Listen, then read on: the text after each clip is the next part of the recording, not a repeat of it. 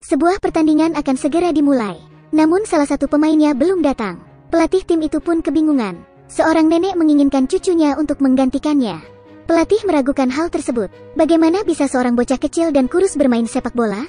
Namun nenek ini tetap bersikeras. Dia bisa lari secepat peluru. Pelatih menanyakan posisi apa yang bisa dia mainkan. Bocah itu nampak sangat yakin. Semua posisi. Pelatih tidak punya pilihan selain membiarkannya mencoba. Bocah itu lebih pendek dari yang lain. Pelatih tidak berharap banyak, tapi pelatih pun mulai bersemangat, karena bocah itu dapat melewati beberapa pemain dengan mudah. Tidak butuh waktu lama bagi bocah itu untuk mencetak gol. Suara para penonton pun bergemuruh. Tidak ada yang mengira bocah kecil itu sangat berbakat. Bahkan sang pelatih memohon pada neneknya untuk memintanya berlatih bersama setiap sore. Saat itu tak ada yang tahu, nama Leo Messi di tahun-tahun berikutnya akan dikenal di seluruh dunia. Hanya sedikit orang yang tahu bahwa yang membawa Messi ke dunia sepak bola adalah neneknya. Ketika Messi baru berusia 6 tahun, neneknya percaya bahwa Messi akan menjadi pesepak bola terbaik di dunia.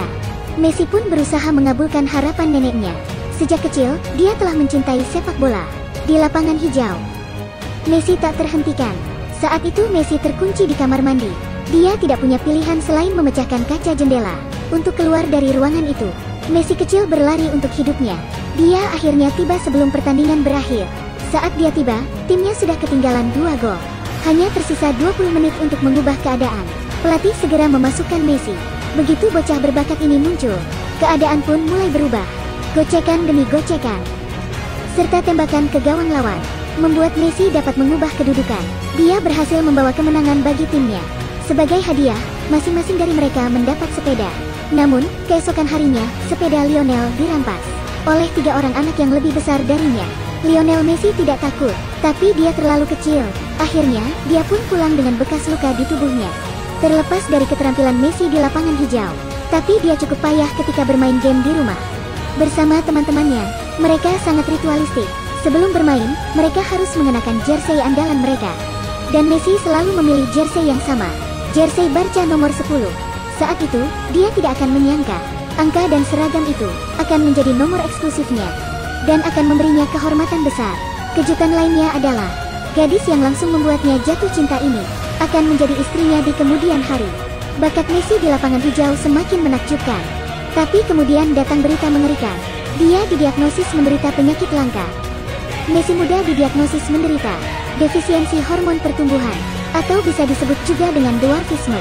Jika tidak diobati, dia tidak akan bisa tumbuh. Kata-kata ini terus terngiang di benaknya. Apakah saya bisa bermain sepak bola?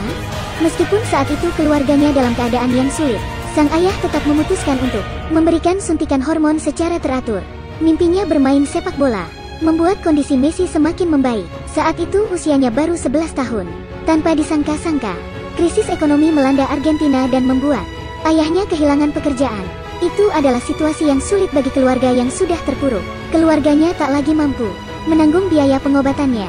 2 tim yang menjadi harapan keluarga itu adalah River Plate dan News Old Boys. Dengan tegas menolak permohonan sang ayah. Menurut pendapat mereka, penderita dwarfisme tidak memiliki masa depan. Di tengah keputusasaan, Barca memberi penawaran untuk mengubah hidup mereka. Messi dan ayahnya pergi ke Barcelona, tepatnya ke La Masia. Saat itu Messi baru berusia 13 tahun. Dia kurang cocok dengan yang lain. Bagi timnya dia hanya anak-anak. Tapi di lapangan hijau, bakat Messi mengejutkan semua orang. Para pemain dan pelatih menyebut namanya Lionel Messi. Pihak manajemen Barca langsung melihat bakatnya. Mereka melihatnya sebagai bintang masa depan. Kemudian pihak manajemen pun membiayai pengobatan Messi. Dengan bantuan Barcelona, pertumbuhan tubuh Messi semakin baik. Meskipun tak tumbuh menjadi raksasa, dia mencapai ketinggian 1,7 meter. Tingginya melampaui Maradona. Di usia 16 tahun, bakat Messi untuk pertama kalinya dipromosikan ke tim utama. Saat itu, timnas Argentina tidak melirik Messi sedikitpun.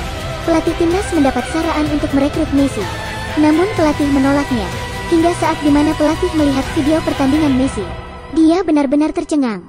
Baik kecepatan, kontrol bola, ataupun tembakannya menunjukkan bakat terbaik. Pelatih pun yakin.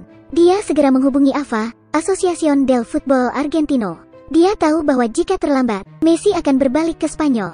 Federasi Sepak Bola Argentina menanggapinya dengan sangat serius. Hanya dalam waktu 40 menit mereka menghubungi ayah Messi. Sejak saat itu Messi bermain untuk Argentina. Di tim pertamanya, dia sulit untuk beradaptasi. Messi yang baru berusia 16 tahun, terkucilkan, sampai seorang pria datang dan mengubah situasi Messi. Orang itu adalah Ronaldinho.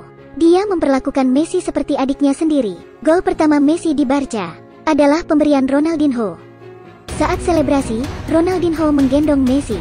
Itu juga menjadi pemandangan yang tak terlupakan bagi para penggemar sepak bola. Sejak saat itu, Messi benar-benar mendapat tempat di tim utama. Dia bangkit dengan cepat. Jika seseorang bertanya siapa pemain terbaik di dunia, dia adalah jawabannya. Leo Messi, Leo Messi. Messi. Messi, Messi. Dengan kepergian Ronaldinho, Messi, pada usia yang ke-21, menjadi pemimpin baru Barcelona. Sejak saat itu, dunia sepak bola memasuki era baru. Era Messi. Di bawah bimbingan mentornya Guardiola, Messi menjadi jantung Barcelona. Di musim pertamanya, dia berhasil membawa timnya memenangkan Copa del Rey, La Liga dan Champions League. Keajaiban itu berlanjut, Barca memenangkan UEFA Super Cup, Supercopa de España, FIFA Club World Cup. Kemenangan dalam 6 kejuaraan yang belum pernah terjadi sebelumnya. Keajaiban dari tim Barcelona. Lionel Messi juga menciptakan keajaibannya sendiri. Dengan 6 penghargaan Ballon d'Or, 6 kali menjadi pemain terbaik dunia FIFA, 6 sepatu emas Eropa, dan 8 sepatu emas La Liga. Bocah dari latar belakang sederhana ini, dengan bakat dan tekad untuk mengubah nasibnya, akhirnya menjadi pemain bola terkemuka, dan berdiri di puncak kejayaan. Pencapaian seperti itu belum pernah terjadi sebelumnya. Tapi hidupnya memiliki penyesalan terbesar. Seseorang pernah bertanya kepada Messi, mana yang akan dia pilih, 6 Ballon d'Or atau Piala Merit? Tidak ada keraguan bahwa pilihannya adalah yang terakhir. Kejuaraan dunia, Piala Dunia 2014 di Brasil. Messi yang berusia 26 tahun memimpin tim nasional di turnamen. Kemenangan 2-1 atas Bosnia dan Herzegovina. Kemenangan Piala Dunia atas Iran. Gol kunci untuk mengalahkan Nigeria. Asis yang memenangkan pertandingan di final ke-8. Gol Lionel Messi. Dia berhasil membawa Argentina ke final. Hanya 1 langkah lagi dari Copa Libertadores. Tapi mimpi itu hancur. Gerd, yang masuk sebagai pemain pengganti pada menit ke-113, mencetak gol kemenangan. Argentina kalah di final. Final yang sama, final Piala Amerika 2016. Messi gagal mengeksekusi penalti pertama dalam adu penalti. Sekali lagi, mimpi Copa Amerika berakhir. Seorang manusia super terjatuh. Dia menjadi orang berdosa, mendapat banyak tuduhan dalam waktu yang lama. Akhirnya, dia putus asa dan pensiun dari timnas Argentina. Pahlawan sejati. Jangan mudah putus asa. Pahlawan sejati. Saat dibutuhkan, jangan pernah menolak.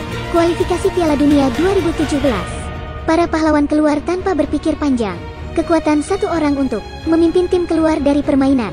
Setelah 4 tahun, tim kembali ke panggung dunia. Tahun itu bisa menjadi tahun untuk mewujudkan mimpi itu. Tapi pada akhirnya mimpi itu hancur lagi. Pahlawan tunggal meninggalkan stadion sambil menangis. Meskipun harapan telah hancur, tapi pria sejati tidak akan pernah jatuh. Bahkan jika ada banyak halangan merintang, mereka akan berjuang keras dan menerobosnya. Piala Amerika 2021, Piala Dunia Qatar 2022. Seorang pria harus memiliki mimpi. Ketika Anda kehilangan sesuatu, Anda harus mengambilnya sendiri. Dengan mimpi di hati dan kakimu, berdirilah tegap dan tetap tegak.